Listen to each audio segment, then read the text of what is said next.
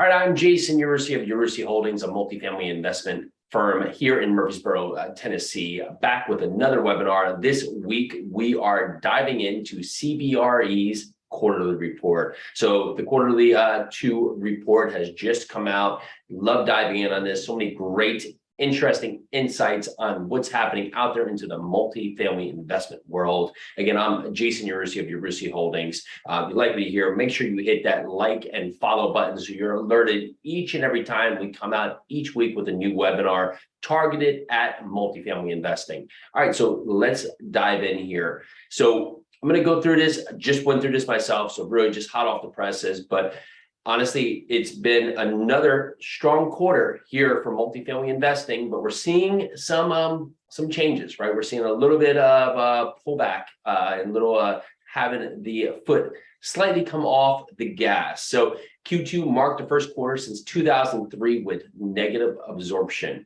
So negative 38,700 units, and this was only the third time in record that we have a second quarter. Typically, it's the strongest quarter of the year, have a negative impact all the way back from Q2 to 2001. The overall vacancy rate increased 70 basis points. This is up to over a quarter to 3.1%. This was the first increase we've had now in 5 quarters. However, the overall vacancy rate really is well below the long-running average of 4.9%.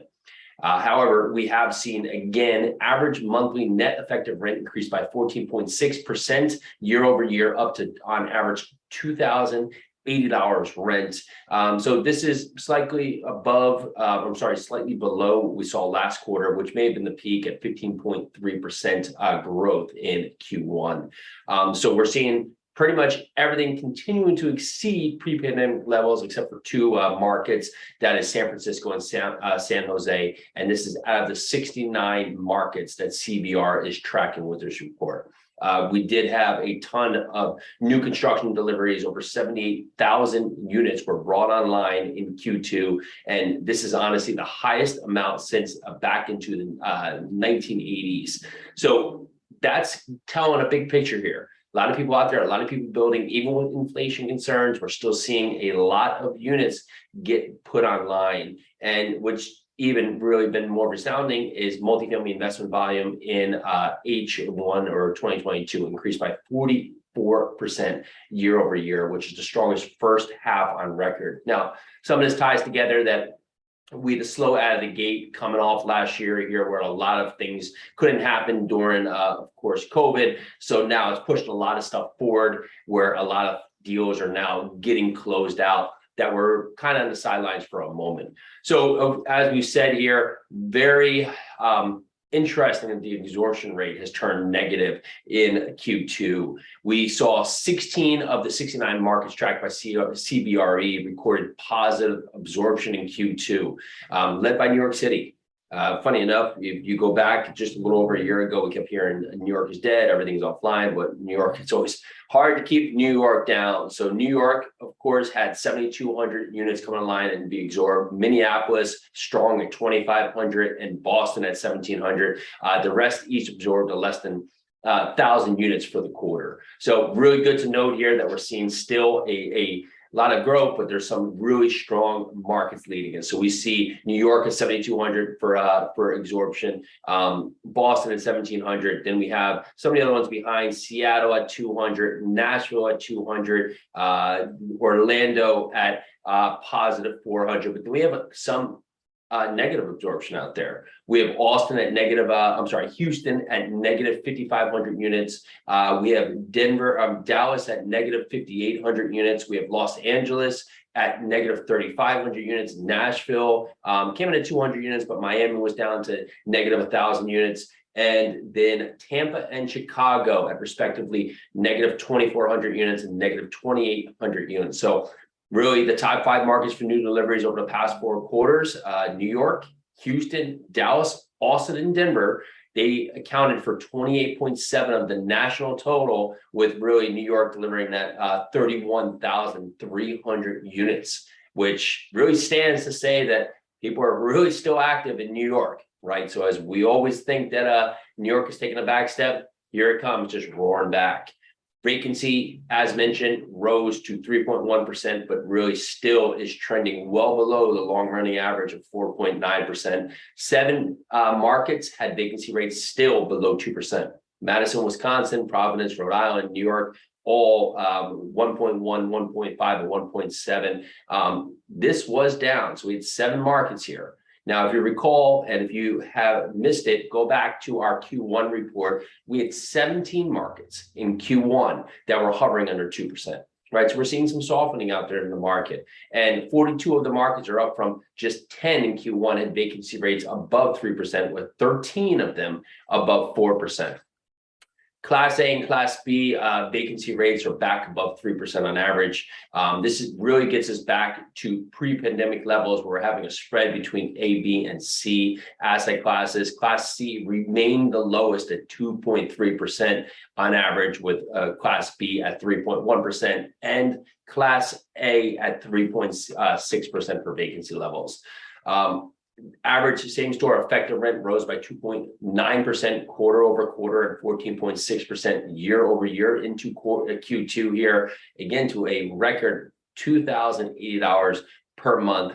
This is the 6th consecutive quarterly increase, right? So we're still seeing rents go up, seeing a lot of deliveries come on, but we're starting to see this rent now trend to a little bit higher vacancies across the assets right there. Rent growth is really have 57 of the 69 tracked markets proved and pushed forward to track at double-digit rent growth month in and month out here, showing into Q2. Southeast led year over year with rent growth of 20% here in Q2, led predominantly by Nashville, Raleigh, and 5 Florida markets, were all with rent growth of more than 20%. So really astounding here. We're seeing a lot of growth continuing. The Southeast still driving here with the most rent growth out of the market. Now, if we push down to investment volume, as we mentioned, 2022 investment volume is 44% higher than the same time in 2021, strongest first half on record. The Q2 volume increased by 32.4% year over year to produce over 78.3 billion volume in sales. And this is the highest total on record and third highest of all quarters, behind Q3 2021 at 85.6 billion and Q4 at 156.9 billion. And at 47%, multifamily accounted for the largest share of commercial real estate investment volume in Q2. So let's track this. Investment volume, commercial real estate, multifamily accounted for 47% of that. And next up was honestly very far behind, industrial at 19%, and office at 14%. So diving in here, Dallas, Fort Worth, and New York City, again, it was driving really the main drivers for investment volume. Past 4 quarters, 27.8% of that volume came from just Dallas and Fort Worth alone. That's up from 91% just over a year ago, and it accounted for 7.2% of the US total. So we are just seeing a ton of activity out there, but really pushing into some of the major markets here that are always staying on the sidelines. So takeaways here, still a ton of activity happening out there in the multifamily commercial space.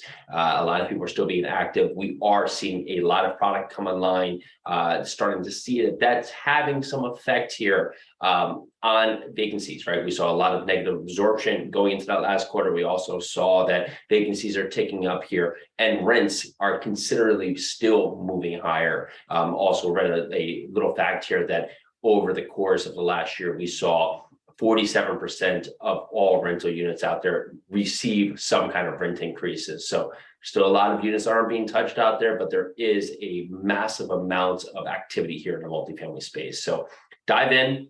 Great insight always from CBRE. Thank you so much for joining us here at this weekly webinar. Again, this was Jason Yarusi of Yarusi Holdings tracking on this week's weekly webinar. Go down there, make sure you give us a like and follow. Go over to yarusiholdings.com to learn more about us, our company, new offerings, and what we're working on right now today to make this happen. Very excited to bring this report to you. Stay tuned. We have a lot coming up on deck. Talk to you shortly.